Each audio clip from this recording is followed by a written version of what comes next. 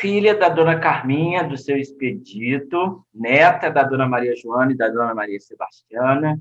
Ela é pedagoga, educadora popular, mestre em educação, cachorreira, gateira e planteira e tutora da Tropinha dos Animais. Ela é servidora da Prefeitura de Juiz de Fora há 20 anos, tendo atuado na Secretaria de Educação, na Secretaria de Assistência Social, e é também festeira e apaixonada pelo carnaval, é dramaturga, diretora artística, encenadora, produtora das Rútias. Eu converso hoje com a mais nova diretora-geral da Fundação Cultural, Alfredo Ferreira Lage, Funalfa da Prefeitura Municipal de Juiz de Fora. A empossada, no dia 1º de janeiro de 2021, Giane Elisa Salles de Almeida. Oi, Giane, que prazer ter você aqui no Clipe Cultural, viu? Olá, o prazer é meu, Breno. Obrigada pelo convite. Um oizão para todo mundo. E eu só queria dizer, é Tropinha de Patas. Tropinha de Patas. Eu li errado. Eu falei o quê mesmo? É Tropinha de Patas, tem até tatuado aqui, ó. Você já deve ter respondido isso muitas vezes, mas eu acho que não há como conversar com você e não querer saber o que representa termos pela primeira vez na diretoria-geral da Funalfa uma mulher e uma mulher preta. Coletivamente, eu penso que é um resultado, né, das mobilizações coletivas dos movimentos negros, né? Eu penso que toda vez que os espaços, né, eles são ocupados por determinados grupos, né, isso tem muito a ver com a luta social daqueles grupos. São as mulheres, a população LGBTQIA+, né, e do mesmo modo a população negra, principalmente porque os movimentos negros têm uma história longa, né, nesse país, né? Eu venho desse lugar, e isso é muito representativo, porque é isso, né? A gente teve um momento de denunciar o racismo, teve um momento, né, de querer a reparação e o momento de exigir as oportunidades, né? Então, eu penso que dentro do movimento de reparação, né, a gente tem a possibilidade, né, de se qualificar para determinadas situações e, então, ocupar esses espaços, né? Então, como eu já disse em outras vezes, esse espaço, então, né, aqui, o Paço Municipal, né, a Funalfa e tal, é um espaço ocupado hoje por mim, mas junto comigo a representação de toda uma população. E a gente vai ver, né, não tenho dúvidas disso, que as mulheres têm inúmeras possibilidades de fazerem várias coisas, inclusive essas coisas onde a gente não é reconhecida, né? Então, o espaço público, ele ainda é muito negado às mulheres, né? As mulheres ainda são vítimas de muitas muitos mal entendidos, né? Muito machismo mesmo, né? Machismo é mal entendido, né? Mas assim, são vítimas ainda de muito machismo quando ocupam determinados espaços, né? É como se determinados pertencimentos definissem competências. Bom, segundo uma pesquisa do IBGE, publicada em dezembro de 2019, 44% dos pretos e pardos vivem em cidades sem cinemas, contra 34% da população branca. 37% de pretos e pardos vivem em cidades sem museus, contra 25% dos brancos. E aí esses dados eles revelam a desigualdade de acesso à cultura em nosso país, né? O desnivelamento de acesso à cultura. E aí, obviamente, que a gente pode pensar que existem pessoas que também, por vezes, vivem numa cidade grande, né, que tem muito museu, que tem muito equipamento cultural, mas elas vivem em bairros ou regiões dentro dessa grande cidade que eles não têm acesso aos equipamentos.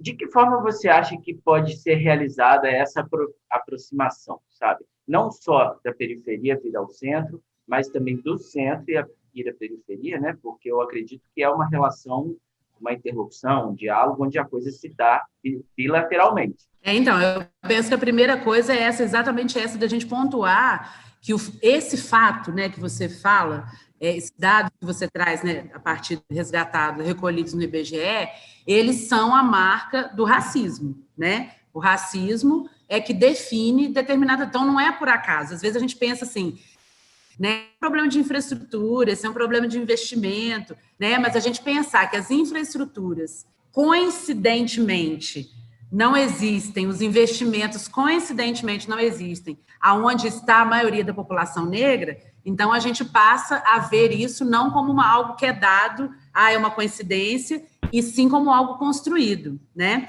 E o que é importante disso? Que se é construído, pode ser desconstruído, né? Então, isso é muito importante ser dito, porque o racismo, ele como uma estrutura, né? Ele é uma estrutura ideológica, né? Então, assim, ele como uma estrutura, ele vai definir as possibilidades da pessoa, né? Então, define tantas possibilidades de viver, de morrer, de nascer, de como que vai ser tratado na saúde, como que vai ser as possibilidades de educação e, nesse sentido, as possibilidades de acesso à cultura, né? De como essas pessoas, esses grupos, estão inseridos nos processos de democratização cultural. E aí a nossa ideia, né, que é uma orientação muito forte da prefeita Margarida Salomão, é o sentido de que a cultura em Juiz de Fora precisa expandir-se para outros grupos que nem sempre têm as mesmas oportunidades do que os grupos tradicionais que estão da cultura. É a questão, né, da produção cultural, né, da acessibilidade, né, da democratização mesmo, né, que acho que é a palavra mais bonita, né, da democracia na cultura, a gente pensar essas questões todas, incluindo todos os artistas. E a grande riqueza de Juiz de Fora é a diversidade cultural e artística, né? Então, a gente vai ter várias formas de fazeres artísticos, de fazeres culturais em Juiz de Fora. Vamos começar a pensar a questão da ocupação das praças, né? E aí, quando a gente pensa isso, então, a gente saindo aqui do centro, né? Nós, na FUNALFA, literalmente, estamos aqui encravados, né, no Parque Alfred, né? A gente saía aqui do centro e ia até aonde a gente não pôde, aonde essa instituição não pôde ir ainda, né? E no movimento contrário também, aonde essas pessoas não puderam conhecer o Paço, não puderam conhecer o Carlos Magno, não tiveram acesso aos diversos museus que existem na cidade, mesmo os que não estão sobre a tutela da FUNALFA, né? Então, assim, e essa movimentação é uma movimentação que ela só é possível quando a gente envolve as pessoas, né, as lideranças comunitárias, os artistas que estão tanto na periferia quanto nos outros bairros que não são de periferia. É assim que a gente consegue fazer esse intercâmbio, ouvindo, né, as pessoas e levando aquilo que é a nossa orientação enquanto governo municipal. Queria saber de você, carnavalesca que és, que tipo de ações vocês pretendem realizar para a retomada do carnaval em Juiz de Fora, né? E também queria te perguntar se você acredita que ter tirado os desfiles da Avenida Rio Branco foi uma forma de afastar também esse público que vive nas periferias, nos bairros mais distantes do centro, se não foi uma forma de afastar essas pessoas do centro da cidade também. Então, eu penso que uma primeira coisa, né, a respeito do quando a gente está falando de carnaval, é a gente pensar o carnaval, né? A gente pensar o desfile de escola de samba, porque o carnaval continua existindo esses anos todos, né? O corredor da folia, né? Essa coisa toda, mas os blocos aqui no centro da cidade, mas a gente pensar o desfile das escolas de samba. E aí, esse pensar no desfile das escolas de samba, ele envolve, tal como nesse intercâmbio que a gente falou, né, do centro, da periferia para o centro, do centro para a periferia, ele envolve escutar as pessoas. Então, a gente precisa escutar os fazedores de cultura que estão nas escolas de samba, né? Então, por exemplo, se eu acho que o carnaval sair da Rio Branco prejudicou, afastou o público. Eu, Giane, carnavalesca, né, fuliã, né, que eu não sou carnavalesca, sou fuliã, eu penso que afastou. Mas eu não sei se, ao ouvir as escolas, elas pensam a mesma coisa que eu.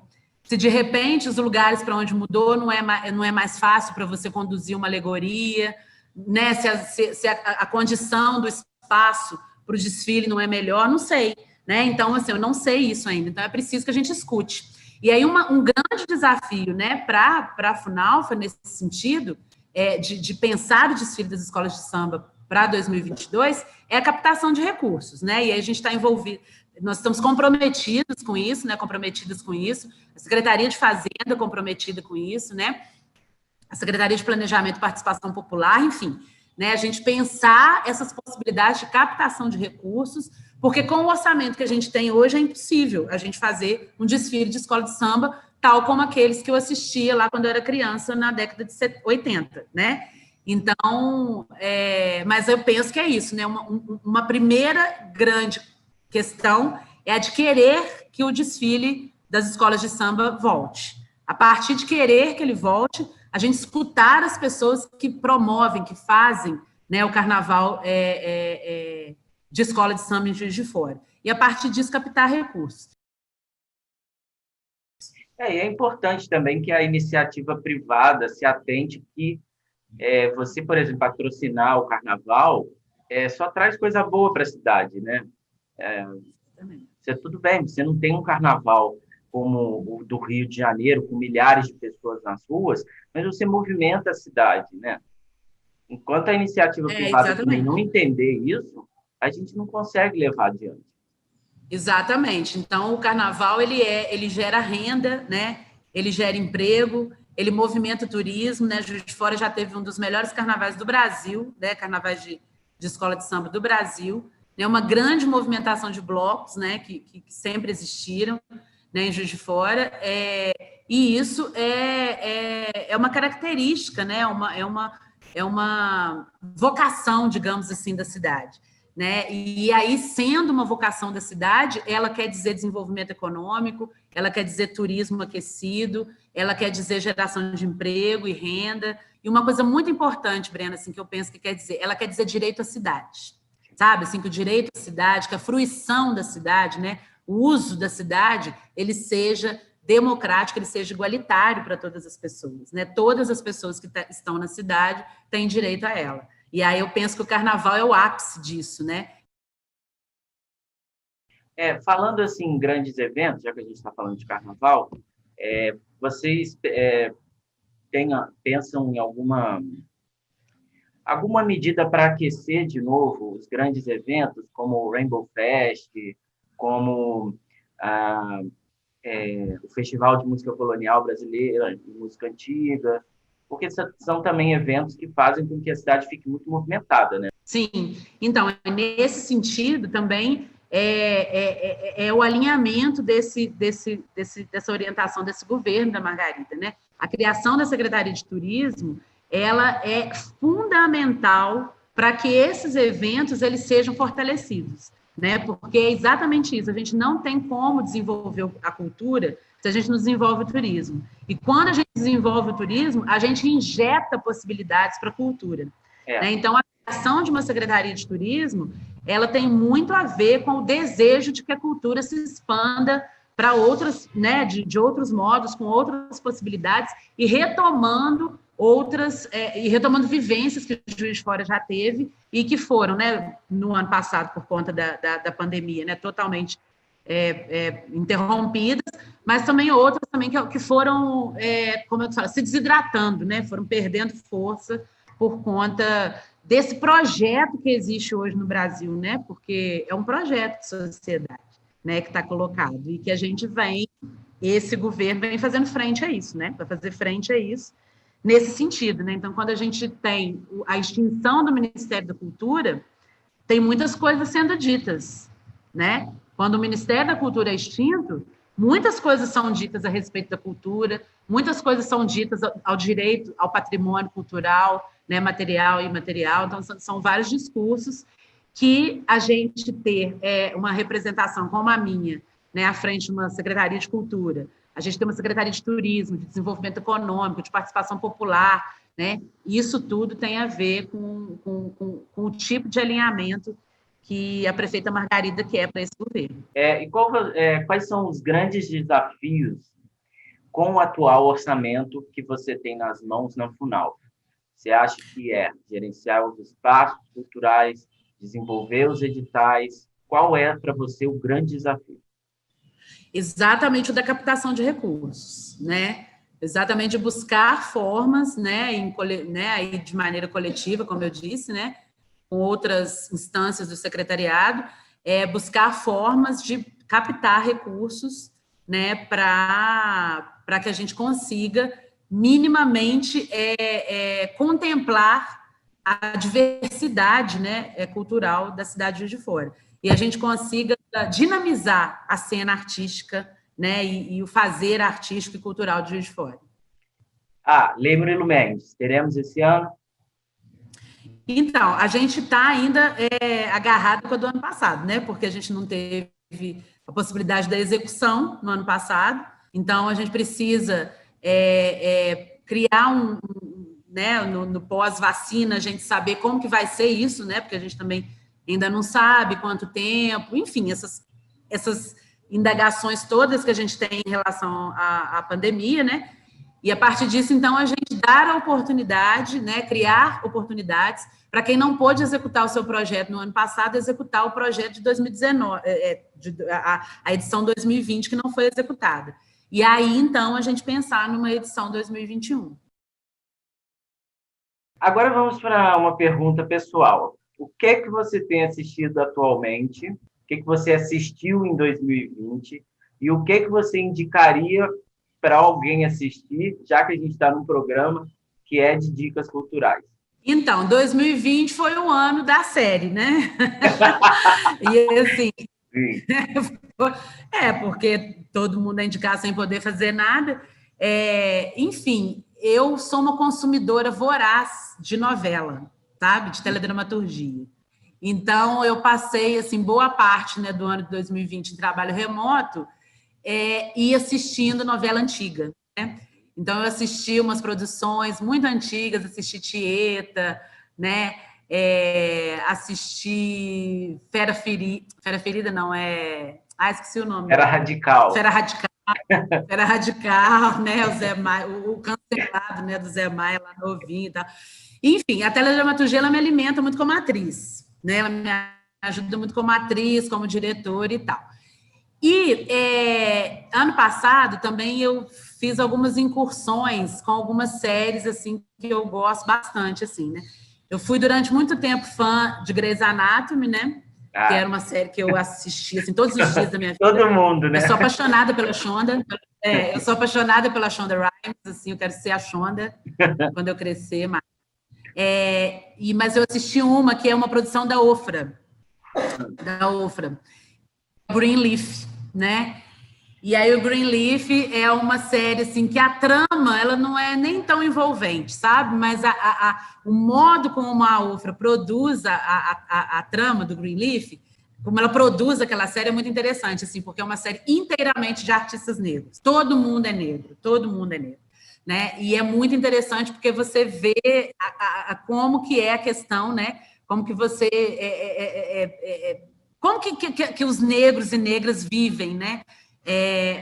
Nos Estados Unidos. Vi Bridgerton, né? Agora há pouco, da Shonda, também da produção de Shondaland, né? Mas aí foi esse ano. Eu indicaria, né? Eu indicaria também por conta de ser uma produção da Shonda, né? Da Shondaland. Eu assisti algumas produções da Escola de Teatro da UFBA.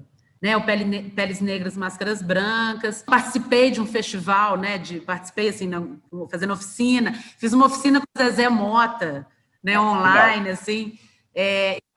Muita coisa, de muito debate, muita discussão sobre o Aldir Blanc, né? Também nas coisas virtuais. O Amarelo, né? O Amarelo. Entendi.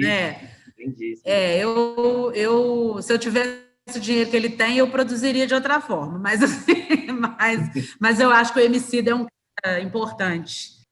Vamos encaminhando para o final. Eu quero te fazer uma pergunta que é um pouco capciosa, mas eu gosto muito de fazer essa pergunta. O que é cultura para você? Cultura, para mim, é exatamente isso, né? Esse modo, são as diversas formas de produção que a humanidade tem ao longo né? E aí, como que essas formas de produção, elas são atravessadas pelo sensível, né? E aí, tornando-se, então, produção artística, né? Mas os fazeres culturais, eles são diversos e infinitos, né? Se a gente for pensar como um artefato da humanidade, né? A cultura como um artefato da humanidade, como um dispositivo, né? Nas palavras do Foucault, como um dispositivo da da humanidade, né? Então, para mim, é exatamente isso, é esse modo como o ser humano vai construindo formas de estar na vida, né? E aí essas formas vão se construindo em formas de viver, formas de comer, de vestir, de andar, de se relacionar, né? Tudo isso constitui a cultura, né? E aí, quando isso é atravessado pela razão do sensível, né? A gente, então, tem a produção artística, que é o nosso peixe aqui, né? Digamos assim. E uma última pergunta. Como que você imagina a cultura em Juiz de Fora, os movimentos artísticos em Juiz de Fora daqui a 4 anos? Então, eu imagino Juiz de Fora, a Margarida fala sempre, né, que Juiz de Fora tinha um jornal que se chamava O Farol, né? Exatamente porque Juiz de Fora era reconhecida como um farol de cultura, né? Como uma cidade que apontava determinados caminhos em relação aos fazeres culturais, né?